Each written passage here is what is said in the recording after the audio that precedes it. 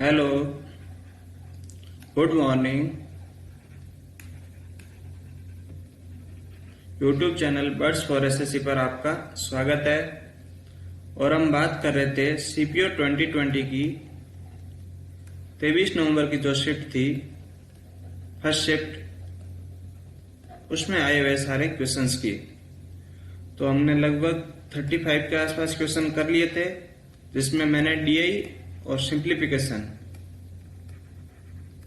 इसके question skip किए हैं, क्योंकि मैं ये मान के चल रहा हूँ कि ये आसान होते हैं और आप आसानी से कर लेंगे। बाकी के जो कंसेप्ट और बेस्ट क्वेश्चन होते हैं वो हम यहाँ पर कर रहे हैं। तो आगे के क्वेश्चन हम आज करेंगे। शुरुआत करते हैं पहले क्वेश्चन से। पहला क्वेश्चन आपकी स्क्रीन पर।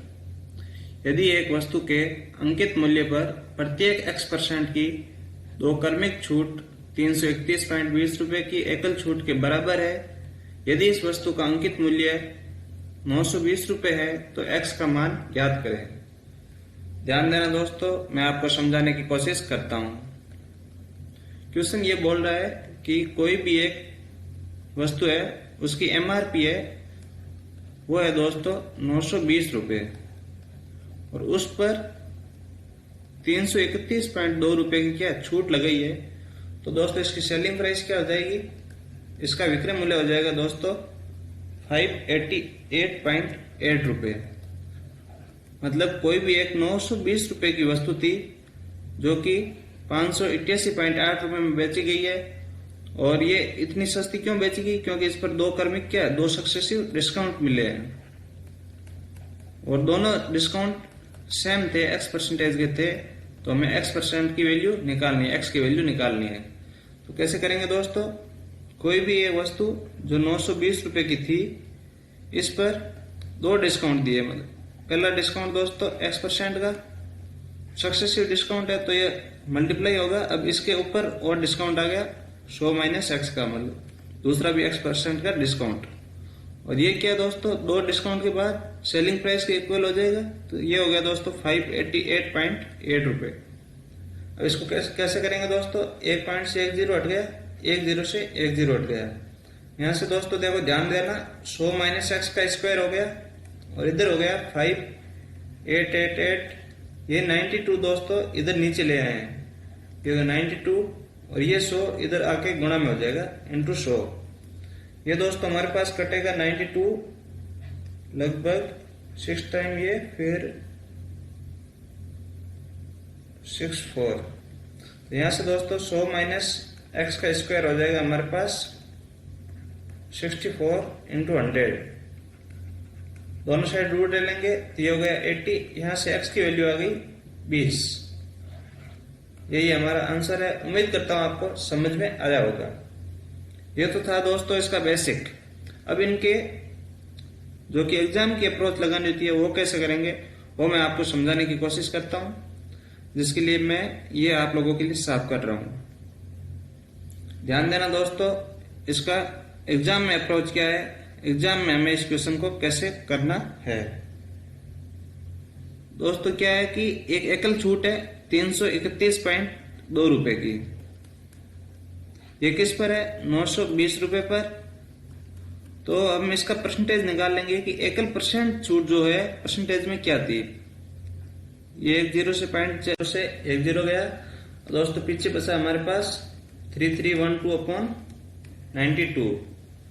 ये लगभग हमारे पास 92 से 3 टाइम ये, फिर और हो जाएगा दोस्तों 6 टाइम। ये हो गया हमारे पास 36%। तो दोस्तों 36% की क्या हो गई, ये एकल छूट हो गई है। और मैंने आपको पहले भी बताया था कि कोई भी 2 अगर सक्सेसिव डिस्काउंट दे रखे हो, A% और B%, तो उनका जो एकल छूट होती है वो दोस्तों ये होती है A + B - AB/100। जबकि यहाँ पर क्या है, दोनों छूट सेम है। इसका मतलब x + x - x²/100 बराबर 36। ये यहाँ पर एक माइनस का साइन है और प्लस की चीज यहाँ पर माइनस हो रही है, मतलब ये 40 से तो कम ही है, ये 40 से कम है। और यहाँ 2 बार ऐड हो रहा है, मतलब 20-20 की अगर हम मान के चले और ऑप्शन से हिसाब से भी देख रहे हैं तो लगभग 20 से कम है, 25 वाली तो हो ही नहीं सकती।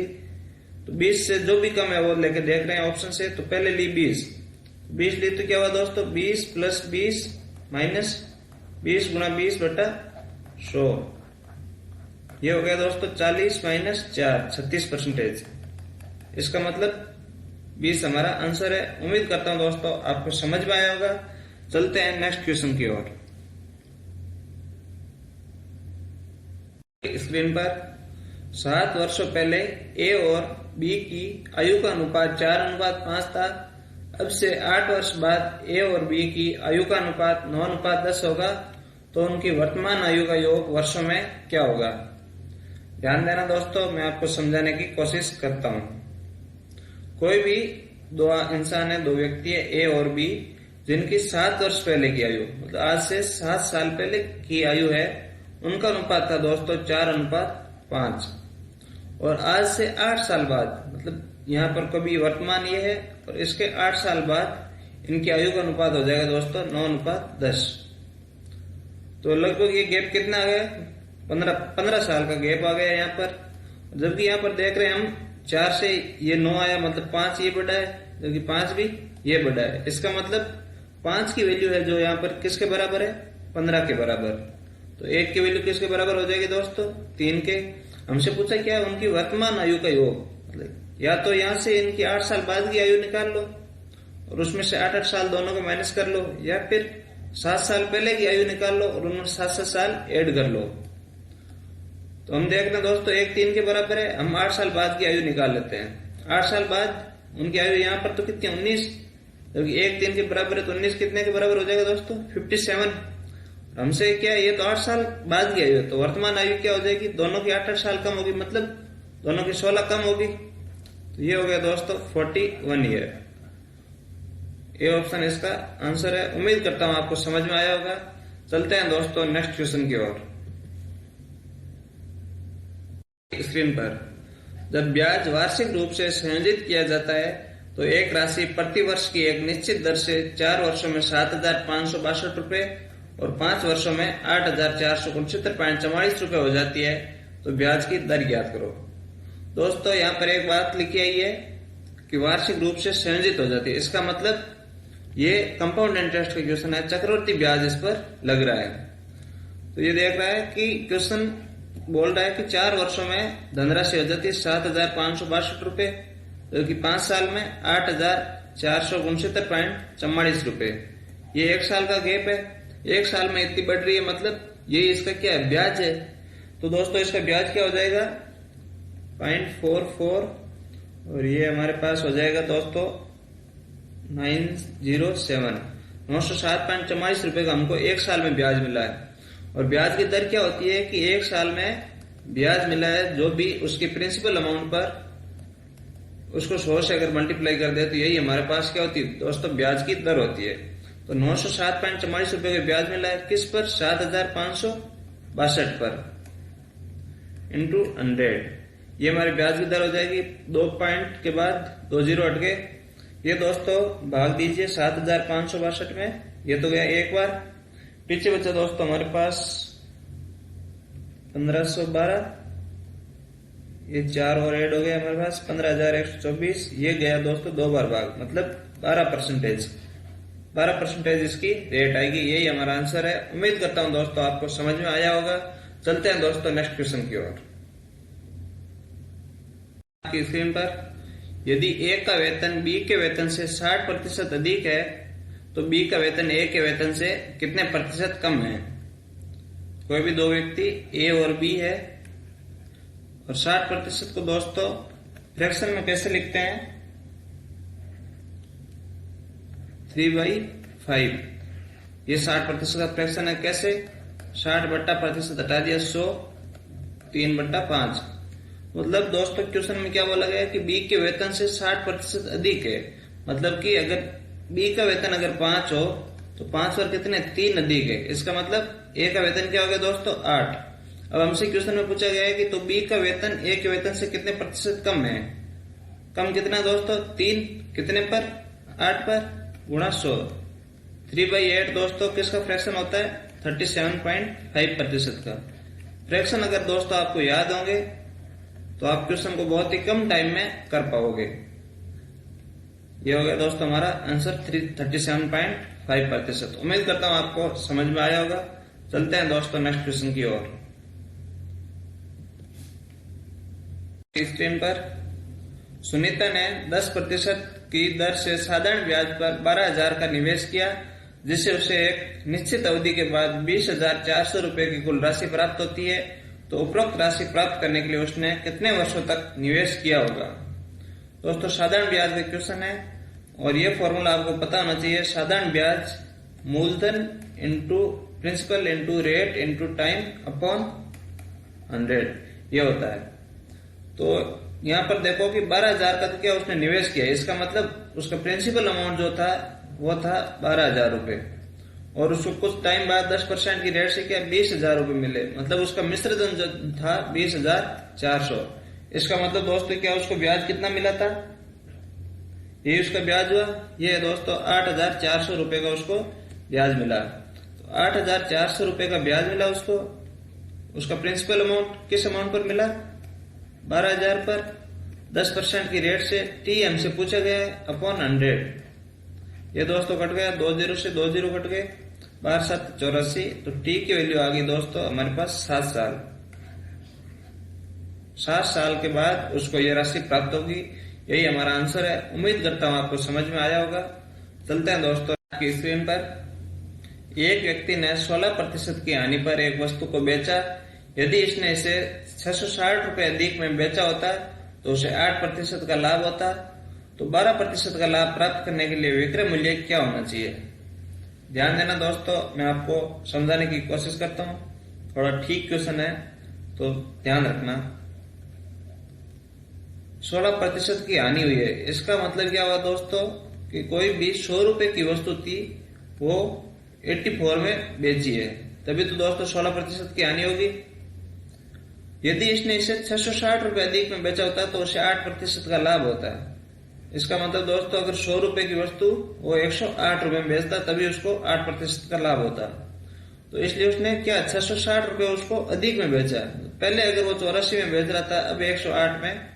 इसका मतलब दोस्तों कितना हुआ, 16 8 24 रुपए।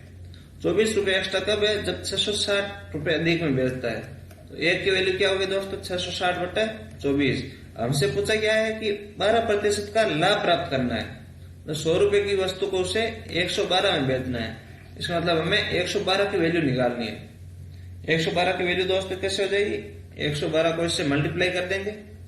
ये कट गया दोस्तों 6 से 4 बार, ये 110 बार, ये 28 बार। ये दोस्तों हमारे पास आंसर हो गया 3,080 रुपए। उम्मीद करता हूं आपको समझ में आया होगा। चलते हैं दोस्तों नेक्स्ट क्वेश्चन की ओर। एक त्रिभुज एबीसी में एंगल बी और एंगल सी के कोण समद्विभाजक ओ पर मिलते हैं। यदि एंगल बीओसी 142 डिग्री हो तो एंगल ए की माप निम्न में से क्या होगी। दोस्तों कोई भी एक ट्रायंगल है ए बी सी, इसमें एंगल बी और एंगल सी के बाइसेक्टर, एंगल बी और एंगल सी के बाइसेक्टर कोई भी पॉइंट ओ पर मिलते हैं। यदि एंगल बीओसी, इस एंगल की वैल्यू हमको दे रखी है दोस्तों 142 डिग्री और ये एंगल ए की वैल्यू पूछ रहा है। दोस्तों एक चीज इसमें आप ध्यान रखना कि जहां पर भी एंगल बाइसेक्टर मिलते हैं वो पॉइंट होता है इन सेंटर, अंतः केंद्र। और इन सेंटर पर बना जो एंगल होता है दोस्तों वो हमेशा होता है 90 प्लस एंगल ए बाई 2। तो अगर इन दोनों का एंगल बाइसेक्टर मिल रहा है तो इसका एंगल की वैल्यू होती है दोस्तों 90 प्लस जो एंगल हमने नहीं इंक्लूड किया पहले उसका आधा उसमें ऐड कर दो। तो इसकी वैल्यू हमको दे रखी है इन सेंटर पर बने एंगल की वैल्यू 142 डिग्री। तो यहां से एंगल ए बाई 2 की वैल्यू हो गई 52 और एंगल ए की वैल्यू होगी दोस्तों 104 डिग्री, 104 डिग्री। यही हमारा आंसर है। बहुत ही आसान क्वेश्चन था और आसान क्वेश्चन एसएससी पूछता है। उम्मीद करता हूं आपको समझ में आया होगा। चलते हैं दोस्तों नेक्स्ट क्वेश्चन की ओर। क्वेश्चन पाइप ए और बी क्रमशः 16 घंटे और 24 घंटे में एक टैंक को भर सकते हैं, जबकि पाइप सी इस टैंक को 40 घंटे में पूरा खाली कर सकता है। सभी 3 पाइप एक साथ खोले जाते हैं, लेकिन पाइप ए को 10 घंटे के बाद बंद कर दिया जाता है, तो कितने घंटों के बाद टैंक का शेष भाग भर जाएगा? ध्यान देना दोस्तों, ऐसे क्वेश्चन मैं आपको पहले भी करवा चुका हूं। ए टैंक है जो भरता है 16 घंटे में, बी टैंक भरता है 24 घंटे में, और दोस्तों सी टैंक है वो 40 घंटे में खाली करता है। ये दोनों भरते हैं, जबकि तीसरा ये खाली करता है। तो मैंने बताया था आपको कि ऐसे केस में इनका एलसीएम है, उसको इसकी क्या एफिशिएंसी मान लो। दोस्तों इनका एलसीएम क्या होगा? 240। ये टोटल वर्क, सॉरी एफिशिएंसी नहीं, टोटल वर्क, ये मान लो टोटल वर्क है। ये टैंक की कैपेसिटी मान लो कि इतने लीटर टैंक की कैपेसिटी है। तो ये इस पूरे काम को कितने 16 दिनों में कर देता है। इसका मतलब एक दिन में वो कितना काम करेगा दोस्तों? 15 काम, मतलब 15 लीटर वो डेली को टैंक को भरेगा। वैसे दोस्तों बी डेली का 10 लीटर भरेगा, जबकि सी डेली के 6 लीटर खाली करेगा। अब अगर दोस्तों ये तीनों मिलके क्या करेंगे दोस्तों? 19 लीटर टैंक को भर देंगे एक दिन में। 15 और 10 25 माइनस 6, 19 लीटर दिन को भर देंगे, जबकि इन तीनों ने साथ में कितने 10 घंटे काम किया है। अगर तीनों ने 10 घंटे काम किया है, इसका मतलब हुआ दोस्तों तीनों ने 190 लीटर टैंक तो भर दिया है। अब पीछे कितने लीटर टैंक खाली रहे? 50। ये काम किया, इसके बाद ए ने तो काम करना छोड़ दिया है, बाकी वाला काम सिर्फ बी और सी को करना है। तो बी और सी मिलके 1 घंटे में 4 लीटर भर सकते हैं। 10 लीटर तो बी भरेगा, 6 लीटर सी खाली कर देगा। तो 1 घंटे में 4 लीटर भरते हैं, जबकि 50 लीटर भरना है, तो कितना टाइम लग जाएगा दोस्तों? 12.5 घंटे। उम्मीद करता हूं आपको समझ में आया होगा। बहुत ही आसान क्वेश्चन था। चलते हैं दोस्तों नेक्स्ट क्वेश्चन की ओर। x की घात 4 प्लस x की घात -4 बराबर 194 हो और x की वैल्यू हमेशा 0 से बड़ी हो, तो x प्लस 1/x की वैल्यू क्या होगी? ध्यान देना दोस्तों, मैं आपको समझाने की कोशिश करता हूं। अगर x की घात 4 प्लस 1/x की घात 4 की वैल्यू 194 दे रखी है, तो एक तो इसके फॉर्मूले होते हैं, वो आपको याद रखने होंगे कि अगर x की घात 4 प्लस 1/x की घात 4 इसकी वैल्यू a दे रखी हो, तो यहां से x² प्लस 1/x², इसकी वैल्यू दोस्तों हो जाएगी a² प्लस 2 का अंडर रूट। तो यहां से x² प्लस 1/x² की वैल्यू क्या हो जाएगी दोस्तों? 194 प्लस 2, इसका अंडर रूट दोस्तों, ये हो गया दोस्तों 14। ये किसकी वैल्यू आई हमारे पास? x² plus 1/x²। उसी प्रकार x प्लस 1/x की वैल्यू क्या हो जाएगी दोस्तों? 14 प्लस 2 और इसका अंडर रूट, तो ये हो गया दोस्तों हमारे पास 4। यही इसका आंसर है।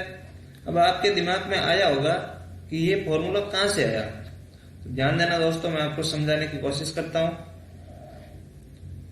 अगर मान लो x² प्लस 1/x², इसका रूट कर दो, स्क्वायर कर दो सॉरी, तो ये हो जाएगा x की घात 4 प्लस 1/x की घात 4 प्लस 2 गुणा x² गुणा 1/x²। x² से x² कट गया, x की घात 4 प्लस 1/x की घात 4 हमने मान ली थी a है, तो यहां से x² प्लस 1/x² का होल स्क्वायर, इसकी वैल्यू हुई a plus 2।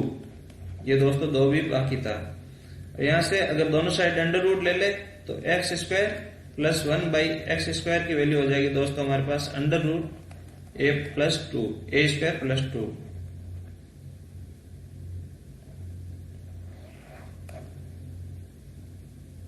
Sorry a plus 2 दोस्तों, a प्लस 2। उम्मीद करता हूं आपको समझ में आया होगा। चलते हैं दोस्तों नेक्स्ट क्वेश्चन की ओर।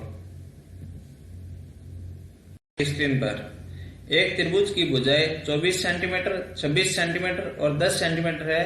इसके प्रत्येक कोने पर 4.2 सेमी त्रिज्या के वृत्त खींचे जाते हैं। तो वृत्त द्वारा घेरे गए भाग को छोड़कर त्रिभुज का क्षेत्रफल ज्ञात करें। तो कैसे करेंगे दोस्तों? ध्यान देना, अच्छा क्वेश्चन है, इसमें आपको कुछ नया सीखने को मिलेगा। 3 भुजाएं हैं 10, 24 और 26। अगर आपको याद हो तो ये होते हैं दोस्तों ट्रिपलेट। इसका मतलब दोस्तों ये क्या है, राइट एंगल ट्रायंगल है जिसकी कोई भी दो साइड, ये 10 है, ये 24 है और ये 26 है। यहां पर ये एंगल 90 डिग्री है। अब दोस्तों इसके प्रत्येक कोने पर 4.2 सेमी त्रिज्या के वृत्त खींचे जाते हैं। एक तो वृत्त दोस्तों ये यहां पर,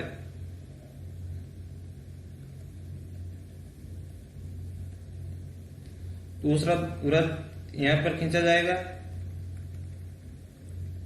और तीसरा वृत्त इस कोने पर दोस्तों। इसके तीनों कोनों पर वृत्त खींच दिया है। मतलब अगर ये 90 डिग्री है, ये मान लो कोई थीटा डिग्री है, तो ये वाला दोस्तों कितना हो जाएगा 90 माइनस थीटा, और तीनों को मिला के कितने डिग्री एंगल बन गया 180, क्योंकि ट्रायंगल के तीनों एंगल का सम 180 होता है। तो ये तीनों मिला के एक अर्धवृत्त बन गया दोस्तों, सेमी सर्किल बन गया है। और सेमी सर्किल का एरिया होता है दोस्तों हाफ पाई आर स्क्वायर। हमसे क्वेश्चन में क्या पूछा है कि वृत्त द्वारा घेरे गए भाग को छोड़कर, मतलब इस भाग को तो छोड़ देना है हमको, इस भाग को छोड़कर जो भी एरिया बचे इस ट्रायंगल का,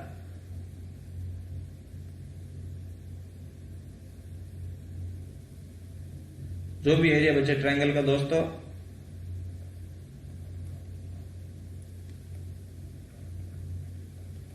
ये वाला एरिया मैं आपको शो कर रहा हूं।